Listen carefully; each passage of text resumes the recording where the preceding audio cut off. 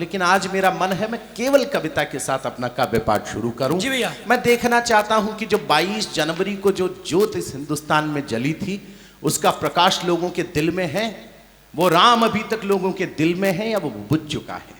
कि वैसे तो युगों ने यहाँ वर्षों से माह तक पल पल घड़ी घड़ी सुबह शाम बोला है। चौथी पंक्ति में मुझे आशीर्वाद देंगे आप, ऐसी उम्मीद है। स्वागत है भैया। और काप्रेन मुझे वो बता देगा जो मैं काप्रेन में देखने आया हूं। बस प्रारंभ करता हूं क्योंकि बहुत सारे लोग हैं, मैं संक्षिप्त सा काव्य पाठ आप लोगों के मध्य करूंगा। कि वैसे तो युगों ने यहाँ वर्षों से माह तक पल पल घड़ी घड़ी सुबह शाम बोला है। तो इष्ट से वशिष्ठ पंचवटी से रामेश्वरम सरयू की धार से अवध धाम बोला है। सरयू की धार से अवध धाम बोला है। तो अहल्या जटायु शबरी लखन जामवंत और वीर हनुमान का प्रणाम बोला है। किंतु 5 सदियों के बाद राम जी ने आके भारत मैया को आज राम राम बोला है। किंतु क्षमा करें, बहुत कम तालियां, मुझे क्षमा करें, आप रहने दें। मैं 4 पंक्तियां निवेदन करता हूं इस देश की रक्षा में और हिंदू धर्म की रक्षा में कितने हाथ उठते हैं ये देखना चाहता हूं। एक आवाज उठी अभी दक्षिण से कि सनातन धर्म जो है वो डेंगू है, मलेरिया है, और सनातन धर्म वाले जितने लोग हैं वो मच्छर हैं और इन मच्छरों को ऑल आउट जलाकर मार देना चाहिए। जब दक्षिण से एक नेता ने कहा, मैं केवल 4 पंक्तियां निवेदन करना चाहता हूं, मुझे क्षमा कीजिएगा। या तो एक ताली मैदान में नहीं, या फिर दिनेश के देसी घी को यह बताइएगा कि काप्रेन के अंदर कविता पर तालियां थोड़ी ज्यादा बजती है। मैं 4 पंक्तियां निवेदन कर रहा हूं आपके बीच बहुत खुददारी के साथ। शिशुपाल ने कृष्ण को 100 गालियां दी थी और 100वीं गाली पर क्या हुआ इस राष्ट्र को बताने की मुझे जरूरत नहीं है। मैं 4 पंक्तियां निवेदन करता हूं उन लोगों को जो हिंदू धर्म को गालियां दे रहे हैं।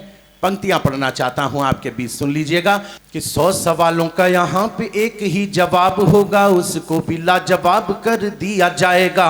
तो रोज नारेबाजियों के पक्षधर नहीं हम, वक्त पर इंकलाब कर दिया जाएगा। 100 सवालों का यहाँ पे एक ही जवाब होगा। सोचता हूं कि दोनों हाथ हाड़ी रानी की धरती के बेटों के उठ जाएंगे इस देश की रक्षा के लिए। निवेदन करता हूं आप तमाम लोगों से कि 100 सवालों का यहाँ पे एक ही जवाब होगा, उसको भी लाजवाब कर दिया जाएगा। रोज नारेबाजियों के पक्षधर नहीं हम, वक्त पर इंकलाब कर दिया जाएगा। तो जो भी अच्छे वक्त को खराब करने में लगे, वक्त उनका खराब कर दिया जाएगा। वक्त उनका खराब कर दिया जाएगा। और अभी तो केवल 1-2 ही गाली दी गई है, 100 हो जाने तो हिसाब कर दिया जाएगा। 100 हो जाने। जरा आसमान में हाथ उठाकर देर तक तालियों की गड़गड़ाहट आपकी हो, मैं आभारी हूं आपका। वक्त आने पे हिसाब कर दिया जाएगा। देश के बेटों में और बेटियों में क्या नजर आता है आपकी कविता की सुनने की प्रवृत्ति को सौंपता हूं। कि प्रणशाली पृष्ठ पर लिखी है प्रथाएं सारी, कोशिकाएं क्रांति की कहानी बोलती रही। कभी राणा बोले यहाँ, कभी शिवा बोले यहाँ, कभी हाड़ी रानी की निशानी बोलती रही। सारे सत्यवादी जब हो गए नीलाम, यहाँ सत्ता के विरोध में जवानी बोलती रही। और बेटों में भगत सिंह गूंजता रहा है और बेटियों में झांसी वाली रानी बोलती रही। बेटियां, आभारी हूं कविता की रक्षा के लिए इतने हाथ उठे, मैं आप सबका आभारी। मैं काशी एक कवि सम्मेलन में गया था। ये प्रभु नरसिंह की धरती है और छोटी काशी इस पूरे परिक्षेत्र को कहा जाता है। वहां पर खुदाई हुई, एक जगह विशेष पर खुदाई हुई, नाम नहीं लेना चाहता, और वहां से शिवलिंग निकलता है। आप तमाम विद्वान लोगों को पता होगा शिवलिंग निकला था। तो मैं वहां पर गया तो पत्रकारों ने मुझसे पूछा कि अशोक चारण ये क्या है। मैंने कहा शिवलिंग है। बोले कि ये शिवलिंग है तो अब क्यों निकला है। मैंने कहा कि बाबा की अगर मेहरबानी रही तो शाम को घाट पर आइएगा, कविता में जवाब दूंगा। ये शिवलिंग है और ये अब क्यों निकला है। 4 पंक्तियां आपको सौंपता हूं और फिर देखना चाहता हूं कि मेरी कविता आप तक कितनी पहुंच रही है। मैं सुनाता हूं। स्वागत है भैया। कि युगों पूर्व दंभ का और श्रद्धे मेरी कलम के संवाहक, हमारे व्यक्तित्व के नायक, और जिनकी कविताएं सुन सुनकर हमने कविता लिखना सीखा, ऐसे श्रद्धेय विनीत चौहान जी को अगर कुछ सौंप सकता हूं आज की रात, तो ये 4 पंक्तियां उनको सौंपता हूं। स्वागत है भैया, सौंपता हूं कि ये क्यों निकला है। और मेरा दावा है, जिस लोग ने, जिस भी व्यक्ति ने आत्मा के साथ सुन लिया, उसके हाथ आसमान में उठकर भोलेनाथ को प्रणाम कर लेंगे। ये दावा भी अशोक चारण कर रहा है। सुनाता हूं, सुन लीजिएगा कि युगों पूर्व दंभ का जो स्तंभ देश में बना था, ऐसे अवलंब को उखाड़ कर आ गए। कि युगों पूर्व दंभ का जो स्तंभ देश में बना था, ऐसे अवलंब को उखाड़ कर आ गए। खुद को महान मान अपमान करते थे, ऐसे अभिमान को उजाड़ कर आ गए। तो उजली सी राह को जो चाह कर सकते थे, उनको जटाओं से पछाड़ कर आ गए, उनको जटाओं से पछाड़ कर आ गए। तो राम जी के मंदिर का निर्माण देखने को महादेव धरती को फाड़ कर आ गए। तालियां थोड़ी कम रह गई, जरा आसमान में हाथ उठाकर देर तक तालियों की गड़गड़ाहट। जिंदाबाद भैया, वाह वाह वाह वाह। महादेव धरती को फाड़ कर आ गए, महादेव धरती को फाड़ कर आ गए, महादेव धरती को फाड़ कर आ गए। निवेदन करना चाहता हूं आपके मध्य, आपको सूचना देते हुए मुझे शर्म आ रही है कि दिल्ली में एक यूनिवर्सिटी है जहां पर स्वामी विवेकानंद की मूर्ति बनी, और कुछ लोगों ने, कुछ बच्चों ने उस मूर्ति को तोड़ दिया। पूछा गया कि क्यों तोड़ा? बोले प्रसिद्ध होने के लिए, वायरल होने के लिए। जो लोग इस देश का अन्न खाकर इस देश के महापुरुषों का अपमान करते हो और उनकी मूर्तियां खंडित करते हो, वो कुछ भी हो सकते हैं, लेकिन वो भारतीय नहीं हो सकते। ये मेरा मानना है। तालियां रहने दीजिएगा आप। मैं निवेदन आप लोगों के बीच एक बात करना चाहता हूं, या तो पूरा मंच संस्कार से युक्त हो जाए। मैं निवेदन करना चाहता हूं कि मेरा हीरो वो नहीं है जो किरण को बोलते वक्त 3 बार हकलाता है। मेरा हीरो वो भी नहीं है जो किसी समंदर के तटबंध पर खड़ा होकर किसी अधनंगी लड़की के साथ ठुमके लगाता हुआ नजर आता है। मेरे हीरो ये भी नहीं है जो किसी रोड पर पोस्टर पर लगकर जुबां केसरी का प्रचार करते हुए नजर आते हैं। खुददारी के साथ कहता हूं कि मेरा हीरो तो आज भी वो विवेकानंद है जो शिकागो विश्व धर्म सम्मेलन में खड़े होकर जब ये बात कहता है कि प्रिय अमेरिका वासी भाइयों और बहनों, तो अमेरिका वालों के कान खड़े हो जाते हैं। दूसरी टिप्पणी पर हर हाथ आसमान में उठकर स्वामी जी को प्रणाम कर लेगा। जानता हूं शिकागो के उस धर्म सम्मेलन से जब स्वामी जी निकल रहे थे, एक खूबसूरत अंग्रेज युवती आती है और आकर ये कहती है कि आप जैसा तेजस्वी पुत्र प्राप्त करना चाहती हूं, मुझसे विवाह कर लीजिए। तो स्वामी जी ने अपने हाथ जोड़े और कहा, मां तो मुझे ही अपना बेटा क्यों नहीं मान लेती? ये हिंदुस्तान का वाह। अरे ये देश का संस्कार है कि यहां पर प्रभु श्री राम और लक्ष्मण जब खोई हुई सीता मैया को संभाल रहे थे, प्रभु श्री राम को मां सीता के कान का झुमका मिलता है। प्रभु उठाते हैं और लखन से पूछते हैं, संस्कारों पर आपकी तालियां उठें। लखन से पूछते हैं कि लला देखो तो ये तुम्हारी भाभी के कान का झुमका है क्या?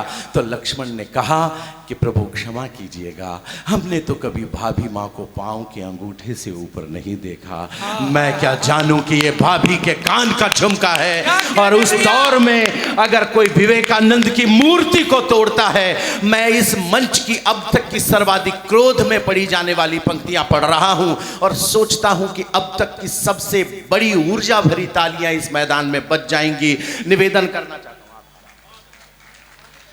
और मुझे गौरव हासिल है कि कॉलेज टाइम में जब मैं विद्यार्थी था तो अखिल भारतीय विद्यार्थी परिषद का कार्यकर्ता था। मेरे संस्कार मुझ में हैं, तब निवेदन करना चाहता हूं आपके बीच कि विवादों की धारा में आवारा बन बहते हो, धारा को संभाल ले वो कूल भी नहीं हो तुम। हाय हाय, क्या पंक्ति है भैया। विवादों की धारा में जितना गुस्से से मैं बोल पा रहा हूं उन बदतमीज देशद्रोहियों के खिलाफ, वो मैं बोल रहा हूं। आपका फैसला आप पर। मैं सोचता हूं कि मेरा राष्ट्र मेरे साथ है, मेरे राष्ट्र का जो महापुरुषों का सम्मान है वो यहां पर खड़ा होगा और मुझे बताएगा कि इस देश में महापुरुषों का सम्मान है, विवेकानंद का सम्मान है। कि विवादों की धारा में आवारा बन बहते हो, धारा को संभाल ले वो कूल भी नहीं हो तुम। तो खुद को त्रिशूल बस खुद मानते ही रहो, सच यह टूटा हुआ शूल भी नहीं हो तुम। सच यह टूटा हुआ शूल भी नहीं हो तुम, तो जाने किस मद वाली गंध में भरे हुए हो। भारती की बगिया के फूल भी नहीं हो तुम, भारती की बगिया के फूल भी नहीं हो तुम, तो मूर्ति को तोड़कर इतराने वालों सुनो, स्वामी जी की जूतियों की धूल भी नहीं हो तुम। स्वामी जी का आभार का प्रेम, मैं आपके कविता प्रेम को प्रणाम कर रहा हूं। जिंदाबाद। वाह। जूतियों की धूल भी नहीं हो तुम, स्वामी जी की जूतियों की धूल भी नहीं हो तुम, स्वामी जी की जूतियों की धूल भी नहीं हो तुम, स्वामी जी की जूतियों की धूल भी नहीं हो। निवेदन करना चाहता हूं आपके बीच, मंच से एक बात का जिक्र हुआ। अमूमन पहले वो पढ़ देते हैं जो जनता सुनना चाहती है, लेकिन आज 2 छंद पढ़ने का मन है। अगर कापरेन ने सुन लिए तो पूरे देश में प्रारंभ कर दिए जाएंगे ये छंद, वरना आज ही की रात ये छंद बंद भी कर दिए जाएंगे। मैं इस राजस्थान की धरती से आपको कलकत्ता की उस बिटिया की संवेदना के धरातल पर लेके खड़ा करना चाहता हूं, जिस बिटिया के साथ में दुराचार हुआ और उसके बाद हत्यारे को पकड़ लिया गया। कोई बड़ी बात नहीं इस देश में, दामिनी हुआ, निर्भया हुआ, बहुत बार हो गया, लेकिन अब तक भी वो अपराधी जेलों में बंद हैं। तब एक फैसला पढ़ना चाहता हूं, एक कानून पढ़ना चाहता हूं, और पहली बार पढ़ रहा हूं, इसलिए सोचता हूं कि हाड़ौती की जमीन ने अगर स्वीकार कर लिया तो इस क्रांति धरा से कोई स्वर तो उठेगा कि देश का कानून बन जाए एक दिन।